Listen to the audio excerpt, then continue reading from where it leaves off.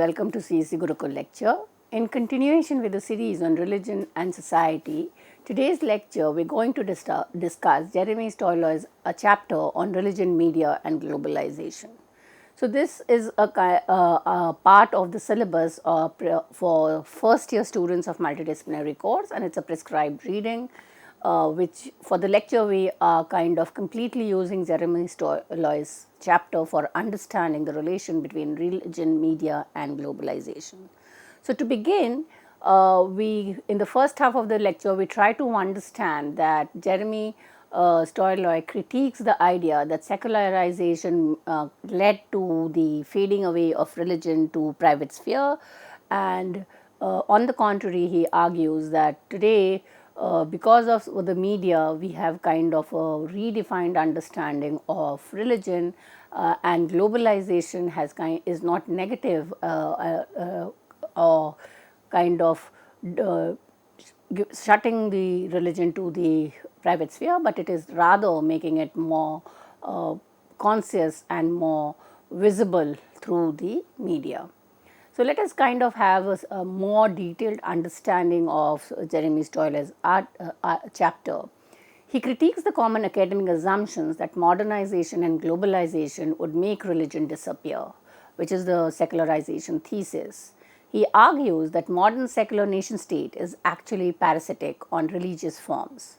Nationalism used sacred narratives like the manifest destiny, myths of national awakening, and the cult of the glorious dead to maintain their own authority. Stoiler notes that our very definition of religion is often a Western Protestant model that has been forced onto the rest of the world as a universal standard.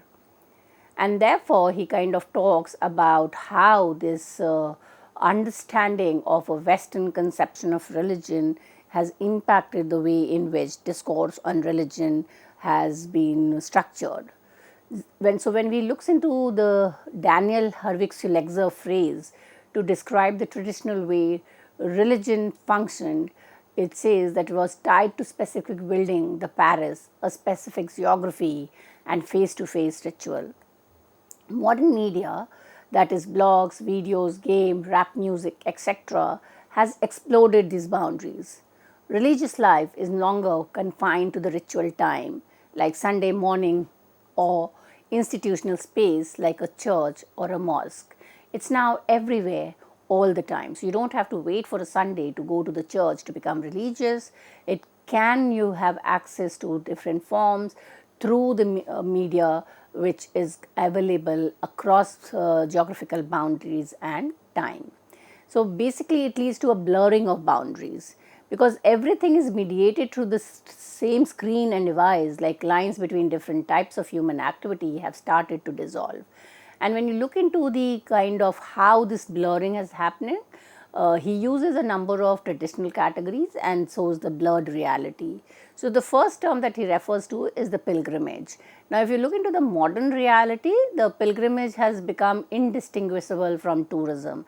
If you go to any pilgrimage site, it appears to be more of a tourist space than a place where people would just do religion.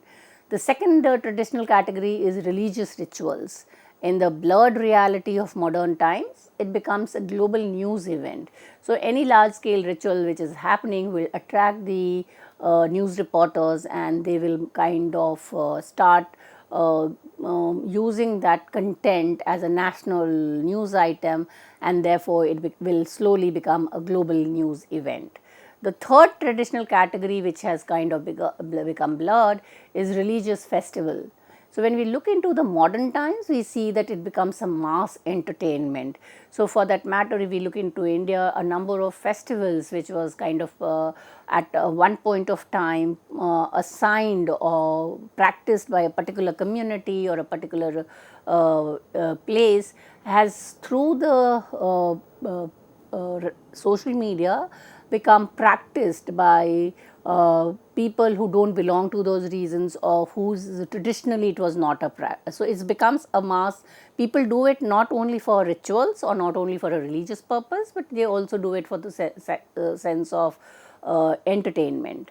The fourth concept is sacred icons. So, every religious practices, rituals have certain icons which are considered as sacred for the particular community.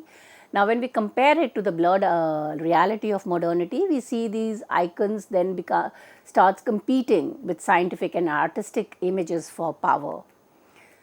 Then we kind of looks into the sacred power of technology to understand the interrelation between globalization, media and religion. Stoiloi makes a fascinating point about modern science. We often think of nuclear energy or genetic engineering as purely secular or scientific. However, the author argues we attribute uncanny, magical and even sacred power to these technologies. However, he argues that when we attribute uncanny, magical, even sacred power to these technology, our religious experiences are now tied to biotech, that is stem cells, organ donations, and digital archives, the quest for immortality through data. These advanced technology have become the new media through which we contemplate life, death, and infinitude of human body. It is difficult to understand religious field today without a detailed map of media system. We often see a cinematic version of a myth before we ever read the sacred text. The media product defines how we feel about the religion.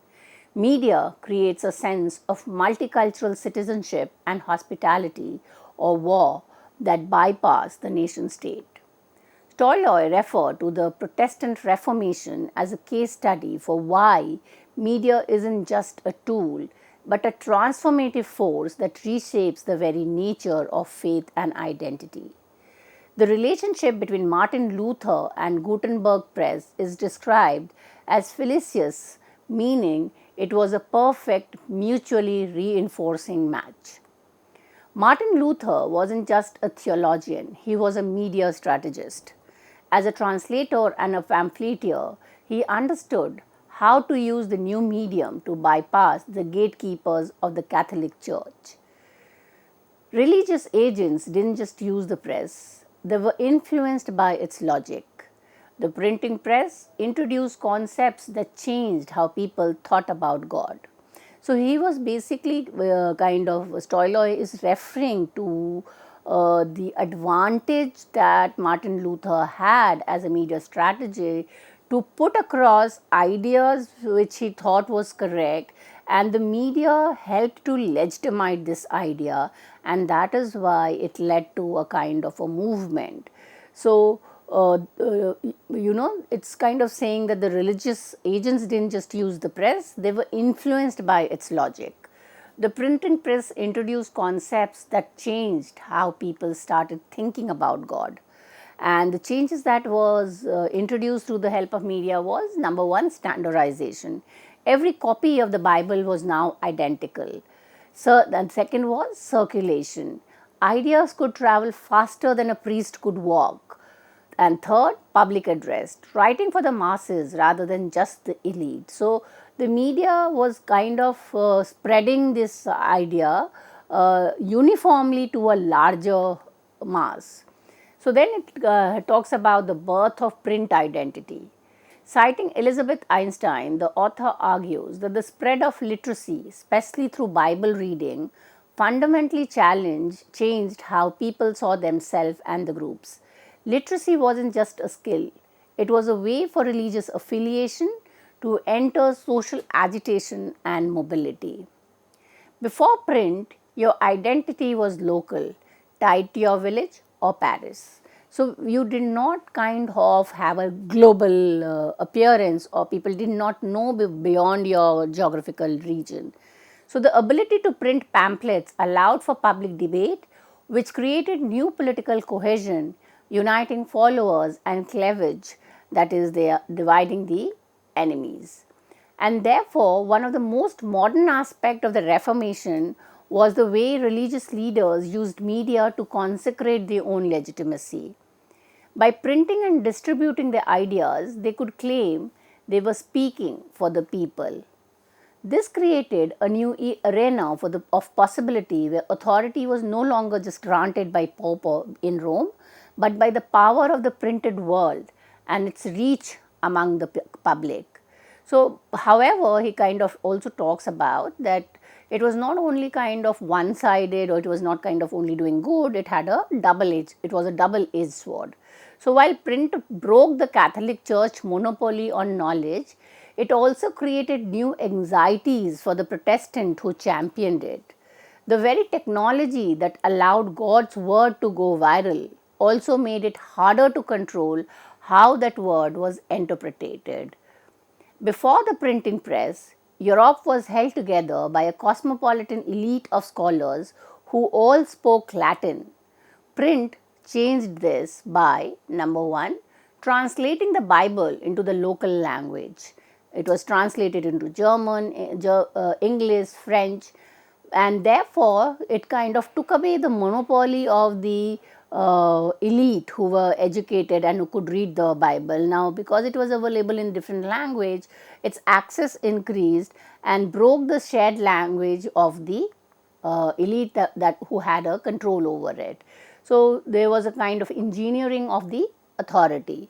The debate moves from intellectual sift of the Reformation to sheer mechanical and economic power of 19th century missionary society. Religious organization didn't just use this industrial revolution, they were the ones who built its engine. Jeremy Stollois has argued that the print created a strategically decisive arena. It wasn't just about spreading ideas, it was about re engineering what it meant to be a religious leader. Success was now measured by popular success, how many identical texts you could get into the hands of an impersonal public. Because texts were now widely available, lay readers and even heretics could challenge authorized interpretation. So, there was not a kind of one particular interpretation which could be considered as legitimate or correct. Now, since media had made it available, or the print had made that information available to the mass, there could be multiple interpretation and none of the could be considered as the truth. So, the people could start critiquing and debating the fact. So, the monopoly of the truth was broken by the sheer volume of paper. The missionary societies like the American Bible Society and the London Missionary Society were at the absolute vanguard of industrial revolution. To save souls on a global scale, they had to transform the printing industry from a small gentlemanly craft into a massive steam-powered machine. Innovation driven by religious zeal. So, we see that the industrial revolution which was taking place, or the growth of the technology, was also done with a religious purpose. So, experiment with inexpensive wood, pulp paper and steam powered cylinder presses were some of the way in which there was a kind of push towards more industrialization and more technology, new technology. The second was to develop stereotypography, a way to cast engine pages in metal for easy reprinting, and advanced inventory and accounting systems. Third, utilizing the expanded networks of ships, roads and railways to reach the far-flung corners of the earth. So, if we look into this before the coming of the print and the way in which large amount of papers were available, especially in terms of religious texts, Bibles were mostly found in churches or schools. So, there was kind of limited amount of the availability of these religious texts, and because of the revolution in the print industry, there was a mass production of portable and inexpensive print moved religion, and that allowed the Bible to be available easily and at a cheaper price into the hand of every modern day life.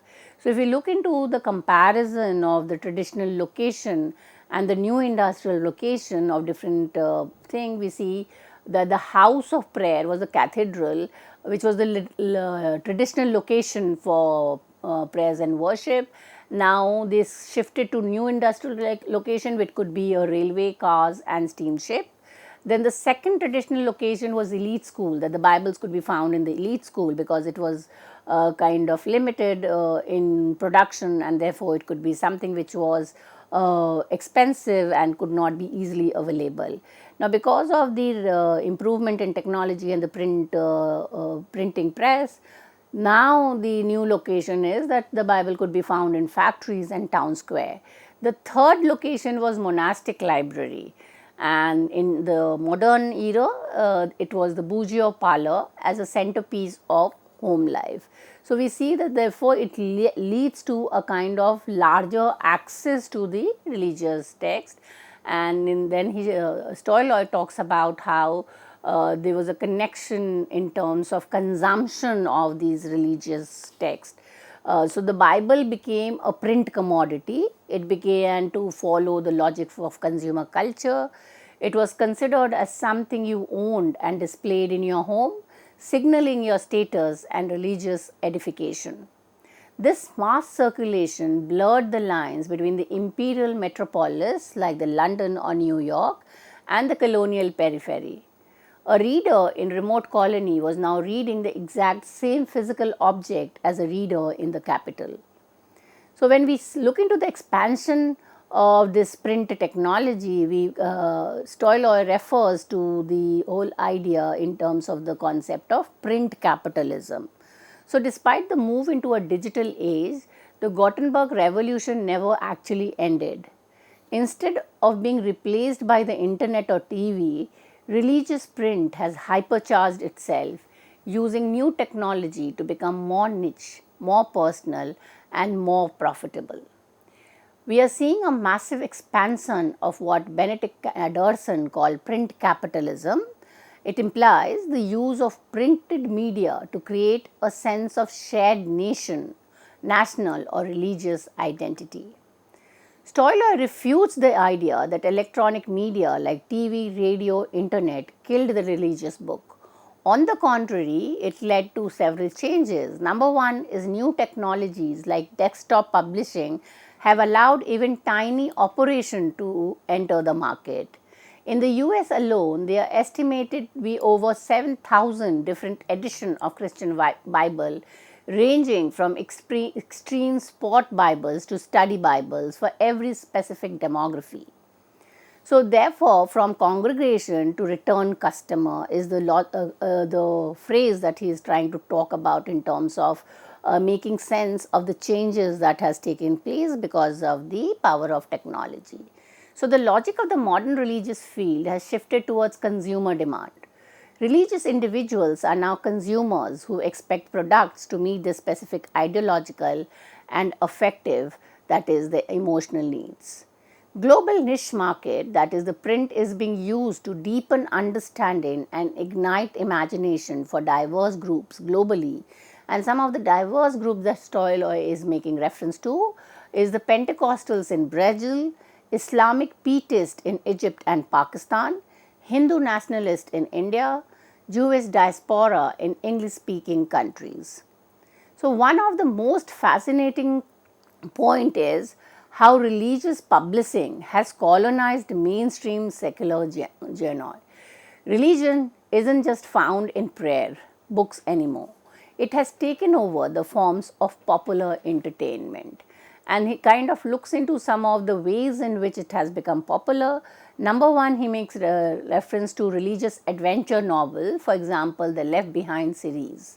Number two, self-help and autobiography. Religious takes on how to live your past life. Third is pop science and comic books, reimagining modern knowledge and heroes through a faith-based lens. So there is an uncharted territory, it kind of is not kind of restricted to a particular space, to a particular form, and it's not kind of only dependent on religious text. So Stoiloy leaves us with a challenge for researcher. The sheer volume of this material is so massive that it is an uncharted territory.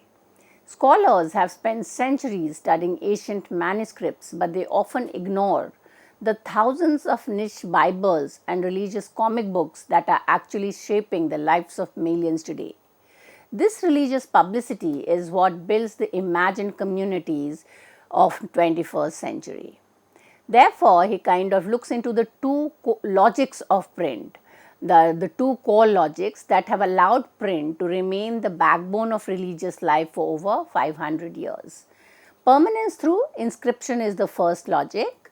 Unlike a spoken word or a digital blip, the printed world feels eternal and authoritative. It is a physical anchor for faith. The second logic is mass connectivity through circulation. Because books are portable and identical, they create a web that connects millions of people to the same ideas simultaneously. And therefore, he kind of talks about the virtual register of global religion. The prominence of religion today isn't just about what people believe, but about what they see. Icons and images have become the primary way religion is communicated on the world stage. The Pope or the Dalai Lama are no longer just local leaders. They are international media icons whose every appearance is a global news event. And that is why he's referring to them as virtual register of global religion. Images of vast crowds at religious events like the Hajj or World Youth Day serves as visual proof of a movement's power and scale. So when you see the numbers on any particular religious gathering, it speaks volumes about the faith, about the belief. And one of the reasons that the number kind of increases is also the access of these places and practices through these media channels like Facebook, YouTube, and others. So basically, it becomes then a spectacle of desecration. Perhaps the most importantly, the author notes that the modern conflict is often fought through the destruction or misuse of images. They are kind of media then has no control in terms of flooding people, and they are consuming all kinds of images, all kinds of stories. Then when there is kind of abundance of such images, one fails to kind of differentiate which are kind of authentic and which are fake. And at the same time, these they can be misuse of the media in terms of expressing your own hatred or your own distrust in a particular religion or in a particular religious figure. So these are not just local insult, they are televised and globalized performances. So it can be created by an individual, but then media kind of makes it viral, and when it becomes viral, then it is consumed by the mass. It becomes a global phenomena. So the destruction of Asian, these are the example that he is talking about in terms of the destructions that the media can lead to.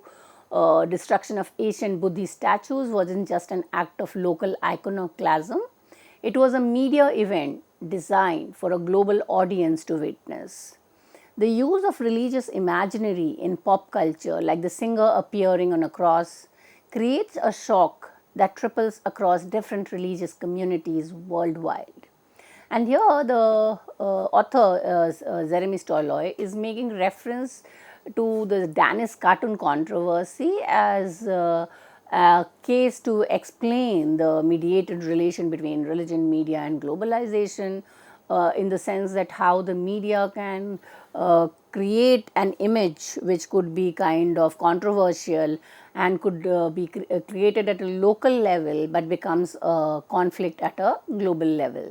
So the Danish cartoon controversy or the Jilandis Posten Muhammad cartoons controversy, this began in September 2005 when Jilandis Poster kind of created a cartoon which was of Muhammad Prophet, which was interpreted differently by different practitioner, and it remained into the virtual world as one of the most significant examples of how religion, media and globalization collides in the modern world. As Jeremy Stollett notes, this event illustrates the visual register of global religion, where a local image can instantly become a global loaded weapon through digital circulation. It proved that in a globalized world, there is no such thing as local religious media. Everything is potentially global, and everything is potentially a site of conflict. So basically, then he is towards the end, I kind of challenging the myth of media progress, and he identifies a widespread, almost mythological narrative in media history. Media, from printing press to the internet, is a liberating force. It supposedly moved from the divine right of kings, that is, the religious monarchical rule, to power by and for the people, which is secular democracy.